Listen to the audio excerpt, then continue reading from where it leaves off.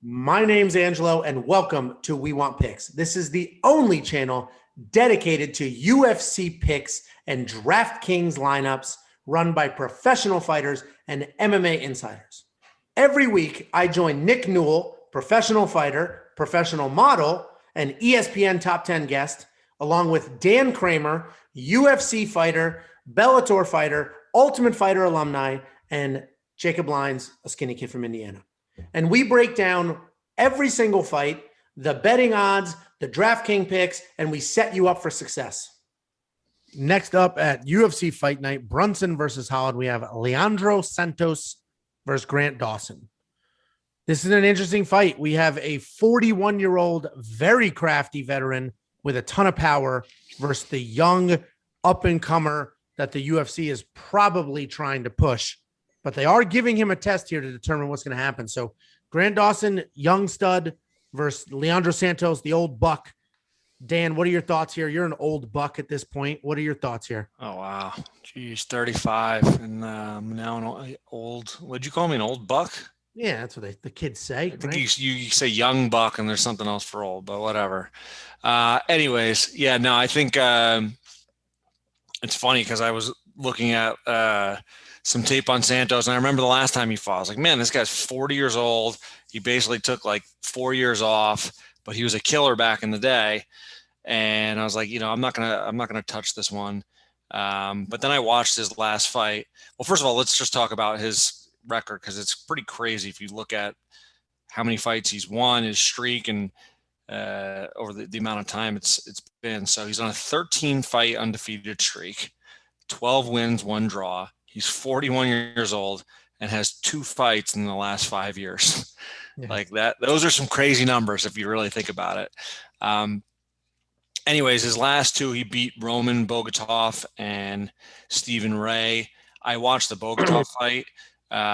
It looks like, obviously Santos is in his prime was one of the best jiu-jitsu guys in the world. Striking looks pretty clean. Good 1-2, hard right hand. He does keep his hands low though. And he throws a lot of naked kicks where, his hands are at his waist. So he did seem like he's very hittable in exchanges.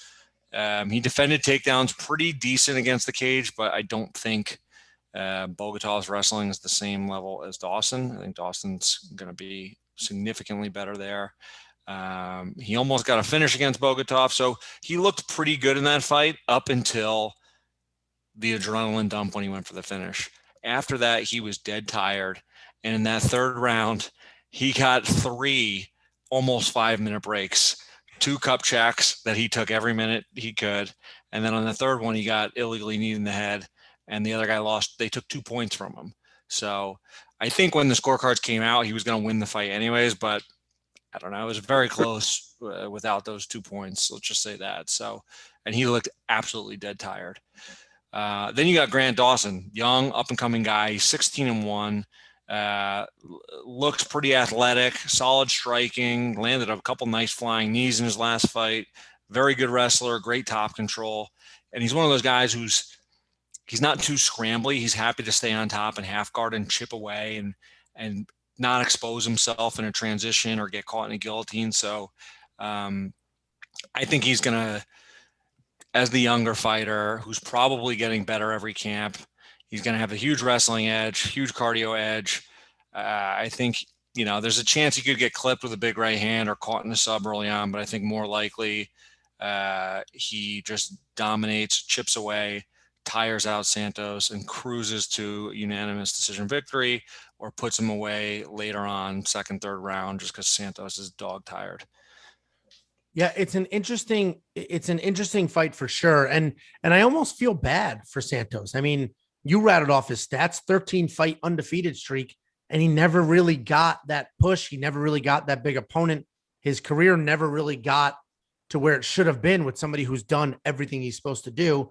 And now the UFC is basically saying, all right, let's just put him in there to see how good Grant Dawson actually is before we put some time and money into Grant Dawson. So, I agree. I think Grant Dawson wins this fight. I think he wins it because of his grappling, which is odd to say because Leonardo Santos was one of the best grapplers on the planet. But I think Grant Dawson should have phenomenal cardio. He's coming up in weight. He had weight issues at 145, so he's moving up to 55. I think it'll suit him well. I think he'll be busy, he'll be active, and he'll just wear on Santos. I don't see a stoppage here. I don't see it being overly exciting or busy, but I do see Grant Dawson winning. He's not in my lineup because, Jacob, I'm surprised this is not your lock of the week. I mean, Angelo Santos is probably one of the livest underdogs on this card. But I don't know. Nick, what are your thoughts here? And do you think Leandro Santos is as live as I mentioned? Both these guys are insanely talented and insanely good. Leandro Santos is a more by-the-book, textbook fighter. I mean, he should have got a big fight after he knocked out Kevin Lee in the first round. You guys look at that fight, and then after that, everyone was talking about how good Kevin Lee is, but no one talked about how good Leandro Santos is. He had to take some time off. I don't know if it was for injuries or whatever, but his knockout of Stephen Ray was absolutely insane too. That was like beautiful, such a beautiful technique. Great hands, awesome jiu-jitsu. Good on top. When you look at someone like Grant Dawson, who's younger, who's probably growing, and the move to 55 might help. He's insanely athletic. I think when he fought Nad Ninimari, who's a great wrestler, I think Nad caught a kick or something and knocked him over and then went in for the finish. And while Grant Dawson was rolling back, he was able to get back to his feet and throw a flying knee. I remember because he posted, I think on his Instagram, he wrote, "Call an ambulance, but not for me," which is like a running joke, which is a meme because you thought he was in trouble and he busted out that flying knee out of nowhere. Clean technique, great wrestler all around, great composure. Leandro Santos is getting a little older. I'm not as confident in this fight. I mean, he's got that one punch knockout power. He can knock out anyone. He's shown time and time again that he's a winner. If you look at his last fight, he did gas out a little bit, but he was fighting a tough, undefeated opponent.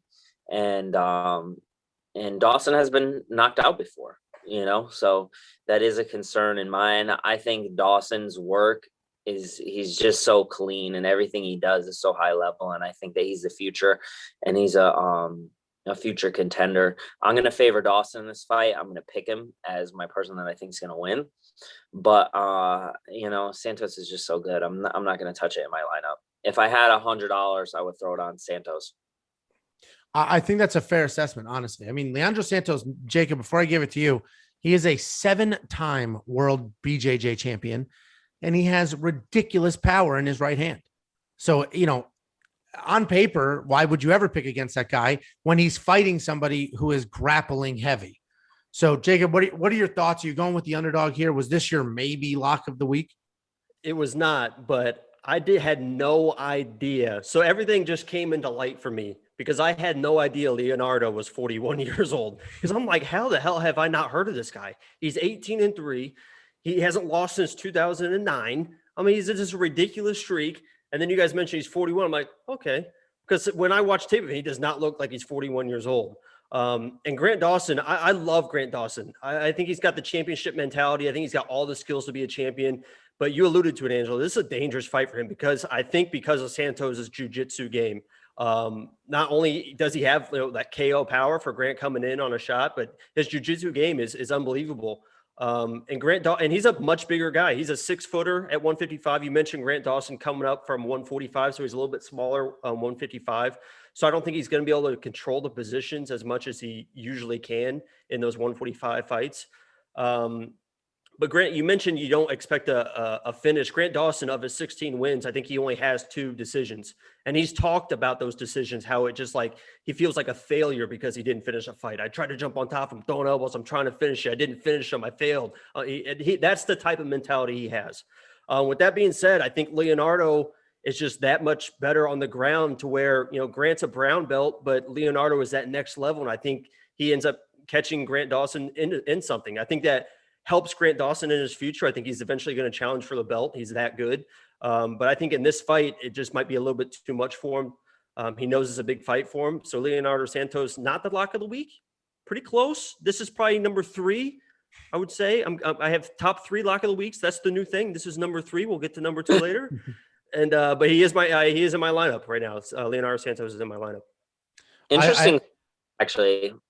If you look, Santos has a win over Thiago Santos, who is a huge fighter and a contender at 205, and he's a 155 pounder. So it's kind of crazy how these weight class things work. But they fought at welterweight, and is that before or after Y2K? It was a while ago. I think it was like 2013 on The Ultimate Fighter. Yeah, it's definitely interesting. And when you have somebody that's been around that long, you're going to see those types of crazy fights and that type of experience. And I don't hate your pick, Jacob. I think Grant Dawson wins, but I am not touching either side of this because Leandro Santos is one of the livest underdogs on this entire card.